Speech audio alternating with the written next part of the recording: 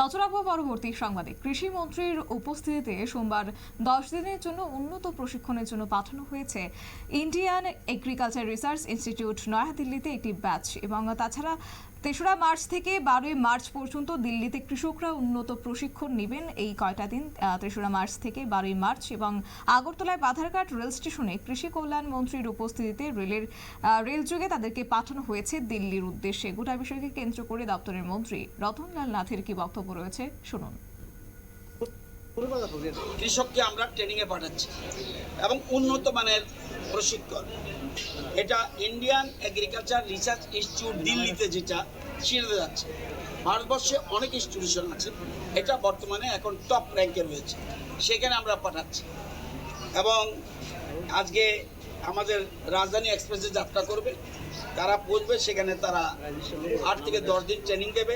Training দেওয়ার পরে এবং বিজ্ঞানীদের সাথে কথা বলবে এবং যারা এক্সপার্ট আছে তাদের সাথে কথা বলবে এবং দেখে আসবে গবেষণা ক্ষেত্র, এটা পরিদর্শন করবে এবং বিজ্ঞানীদের সাথে আলোচনা করবে এবং তাদেরকে ট্রেনিং দেবে আগামী নিউ টেকনোলজি, নূতন টেকনোলজি, যেটা আপনারা মাঠে গেলে বুঝতে পারবেন। আগরতলা শহরে থেকে ত্রিপুরাতে কী কৃষি হচ্ছে, আমি সেদিন আজকের থেকে 3 মাস আগে আমি খোয়াই গেছিলাম। একটা আমি কি ফল, এটা স্ট্রবেরি লাগিয়ে এসেছি।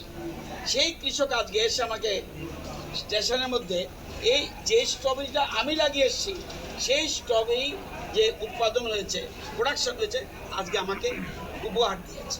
সুতরাং গ্রামে যান, গ্রামে না গেলে বুঝতে পারবেন না রাজ্যের কৃষি ডেভেলপমেন্ট কী হচ্ছে। সুতরাং আজকে তাদের আরও বেশি আমরা উন্নত, আমরা জানেন, আমরা এখন যেহেতু আমাদের রাজ্যে জায়গা কম, সেই জায়গার মধ্যে যাতে আমরা বেশি প্রোডাকশন করতে পারি এবং অল্প সময় যেন প্রোডাকশনটা উঠাতে পারি, সেদিকে আমরা গুরুত্ব দিচ্ছি। আমি নিজেও পরশুদিন যাব নাগপুরে, সেখানে গিয়ে আমাদের সয়েল উপরে সেখানে একটা ওয়ার্কশপ আছে, আমি নিজে যাব, আমাদের ডাইরেক্টর যাবেন, 2জন ডাইরেক্টর যাবেন এবং আমি যাব। সেখানে সয়েলের উপরে কিভাবে আমাদের রাজ্যের সয়েলরা আমাদের কি ত্রুটি আছে সেগুলিকে যেন ভালো করে জেনে এসে তাদের এক্সপার্টদের আমরা অভিমত দেব। আজকে এখানে আমাদের ডাইরেক্টর এগ্রিকালচার এসছেন, আমাদের সেক্রেটারি এগ্রিকালচার এসছেন এবং কেবিএ ধলাইয়ের সিনিয়র বৈজ্ঞানিক।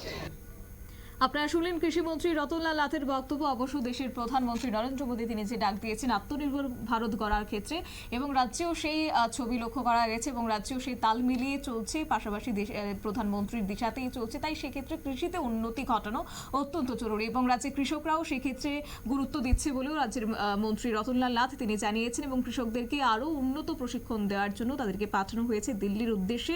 3রা মার্চ থেকে আগামী 12ই মার্চ পর্যন্ত তাদের প্রশিক্ষণ চলবে দিল্লিতে, এবং আগামী দিনেও রাজ্যের কৃষিক্ষেত্রে উন্নয়ন হচ্ছে বলে গ্রামীণ এলাকা পরিদর্শনের আহ্বানও রেখেছেন রাজ্যের কৃষি দপ্তরের মন্ত্রী রতনলাল নাথ। নিয়ে নিচ্ছে ছোট্ট একটি বিজ্ঞাপন বিরতির সঙ্গে থাকুন।